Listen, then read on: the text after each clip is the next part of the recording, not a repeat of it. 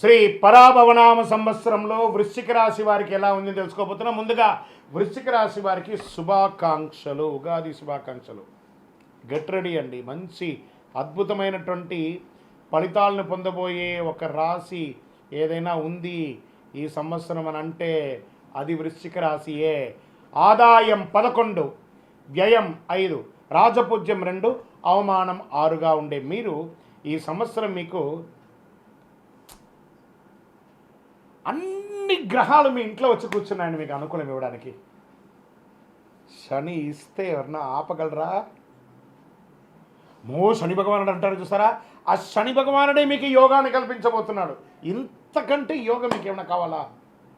అద్భుతం. మీరు ఇలాగే చెప్తారు గురుగారు, ఊరికే బోర్ కొట్టకండి, మేము ఎన్నోసార్లు చూస్తాం, మీరు చెప్పింది జరగట్లేదు కదా.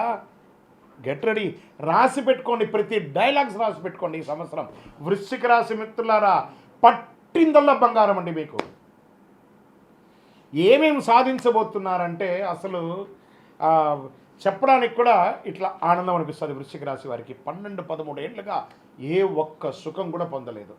ఏదో జరుగుతుంది, జీవితం అంతా జరిగిపోతుంది అంతే. భార్యాభర్తల మధ్య సఖ్యత లేదు, ఆరోగ్యం బాగాలేదు, వ్యాపారం బాగాలేదు, ఉద్యోగం బాగాలేదు, సమాజం బాగాలేదు, ఎవరు చూసినా చెడుగా చెప్తున్నారు కదా. Full stop, big full stop పెట్టండి వృశ్చిక రాశి మిత్రులారా. మీ అదృష్టమైనటువంటి సమయం ఆసన్నమైపోయింది. ఎలా ఉందంటే మీ యొక్క నిర్ణయ శక్తి పెరుగుతుంది. కొన్ని సవాళ్ళు ఉన్నా కూడా సరైన నిర్ణయాలతో సాధిస్తారు, కుంభస్థలాన్ని కొడతారు. శని భగవానుడు ఈ సంవత్సరం మీనరాశిలో 5వ స్థానంలో శని వచ్చేసాడంటే అది జీవితంలో ఒక్కసారి జరుగుతుందండి. 5వ స్థానంలో శని రావడం అది మీకు వచ్చేసింది. ఆపగలడా ఇంక బిడ్డ భగవంతుడు? ఇట్లా ఇవ్వబోతున్నాడు బౌన్స్ బ్యాక్. మన చేతితో బంతిని గోడ కొడితే మన చేతి శక్తి కంటే గోడ శక్తి ఎక్కువ.